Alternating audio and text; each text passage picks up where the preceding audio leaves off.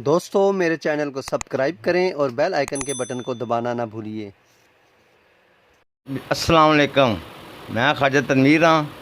मैं शहर का रफाई बंदा ही हाँ। इस शहर वास्ते मैं इलेक्शन भी लड़ना खैर शाह महला तो ठीक है जी। तो मैं काम चाहना ही हाँ कि हूँ काम सारे मस्जिदां गंद बार बने पे ने, इंतजामी का कोई कारकर्दगी है ही कोई ना। ये ना चाहिए कि मस्जिदां को लोग गंद सारा सिस्टम सही करन। कोई गली ऐसी है जिते इट्टां पईयां ने, बजरी पई है, रेत पई है, शहर का सिस्टम खराब होया पिया। ये क्या कर रहे हैं इंतजामिया, ठीक है जी। तो मैं इस हिसाब का शुक्रगुजार हाँ, ठीक है जी। पुलिस का मैं शुक्रगुजार हाँ।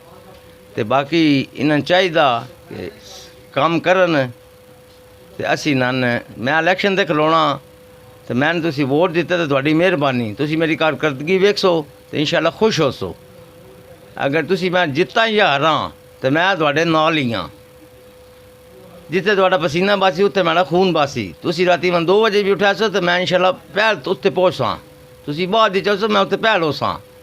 तो मैं 2 नंबर बंदा कोई ना ना मैं किसी शहीद मफाद दिया है। तो शहर के जोड़े लोग करना मैं उन्होंने किसी के बारे कोई स्टेटमेंट ना देना चाहता। हर बंदे का अपना तरीका कार ही है।